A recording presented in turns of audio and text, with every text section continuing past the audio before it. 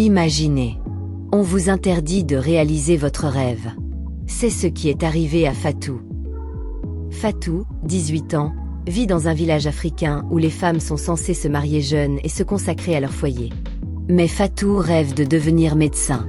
Elle étudie en secret, cachant ses livres sous son lit et lisant à la lumière d'une lampe à pétrole la nuit. Fatou aide sa mère aux tâches ménagères tout en rêvant d'un avenir différent.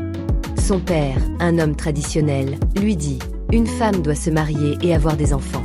C'est sa place. » Fatou répond « Je veux faire plus, papa. Je veux aider les gens. » Fatou se rend à l'école en secret, cachant ses livres sous son pagne. Elle étudie avec passion, malgré les moqueries des autres élèves. « Pourquoi tu perds ton temps à étudier ? Tu finiras comme toutes les autres femmes du village, dit une camarade. « Je veux montrer que nous pouvons faire plus, répond Fatou. Fatou postule secrètement à une université en ville et est acceptée. Lorsqu'elle annonce la nouvelle à sa famille, son père entre dans une colère noire.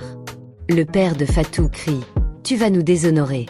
Les femmes ne vont pas à l'université. » Fatou, les larmes aux yeux, répond « Je veux juste avoir une chance, papa.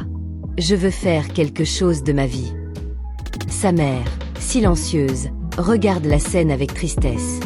Malgré les objections de son père, Fatou décide de partir pour l'université.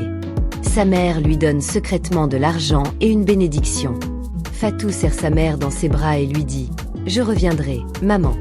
Je te le promets. » Son père refuse de lui dire au revoir, mais Fatou lui laisse une lettre. « Je t'aime, papa.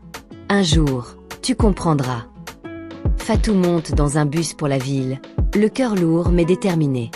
Fatou arrive en ville et découvre un monde complètement différent. Elle est intimidée par la grandeur des bâtiments et le rythme effréné de la vie urbaine. Fatou rencontre Aïcha, une autre étudiante qui devient son amie et sa confidente. Elle travaille dur pour payer ses études, faisant des petits boulots tout en suivant ses cours. Fatou écrit une lettre à sa mère. « La ville est difficile, mais je ne renoncerai pas. » Après plusieurs années, Fatou revient au village, diplômée et pleine d'espoir. Elle est accueillie avec méfiance par certains villageois, mais sa mère est fière d'elle.